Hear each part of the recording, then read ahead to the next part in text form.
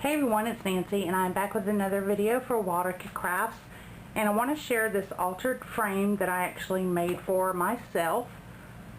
This was a pretty gross frame that I picked up at a thrift store, and here's a picture of what it looked like when I started.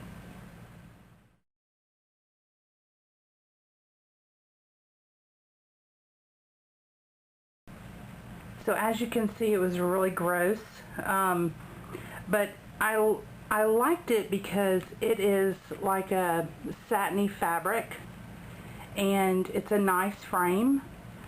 So I went ahead and got it because I knew that I could alter it, and it was probably less than $1. So, if it failed, it wasn't a big deal.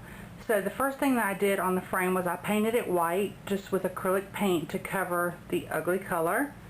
And I removed the little beads that were hanging down at the bottom.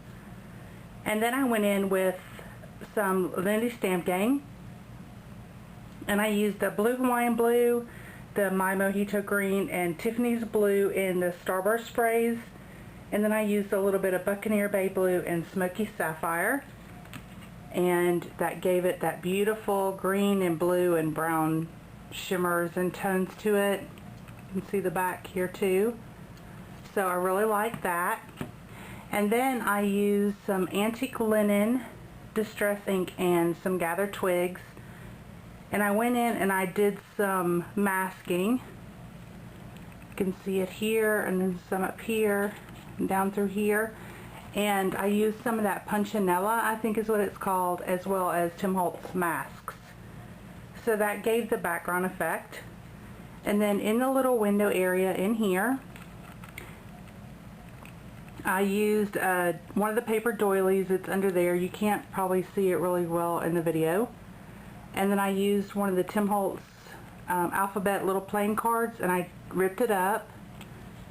And then I used some of the butterfly pieces from the Steampunk Debutante paper, and I fussy cut out the butterflies and used 3 different sizes of fragments, so that it's smaller to the bigger, and they're imperfect the way that they were cut and done.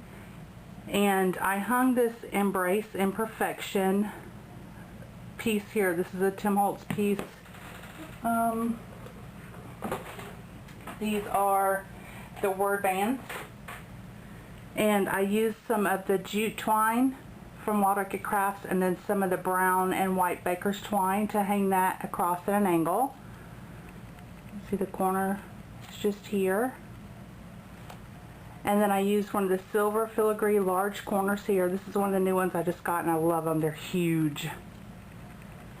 And then these 2 flowers, I made these using the tutorial that I posted a few days ago. So if you want to know how to make these, you can check that tutorial out. And then under here, these 2 pieces here, and then these 2 pieces here. This is a Guipure lace,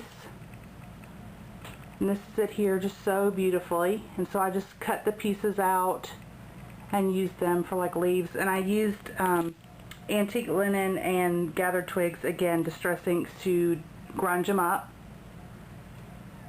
And then this is one of the white sprays right here, the Gardenia sprays, and I did that basically the same way that I did these flowers, but I didn't use the foil.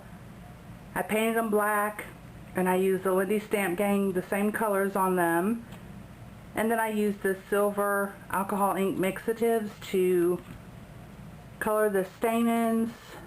You can see here and then here, and then just put a little bit on the tips and on the flowers, and then the same on the leaves here. So the point of this is for me to embrace imperfection and to remind me of that. This is art. It's supposed to be fun, shouldn't be stressful. So just a great piece for me to put in my craft room and remind me of that.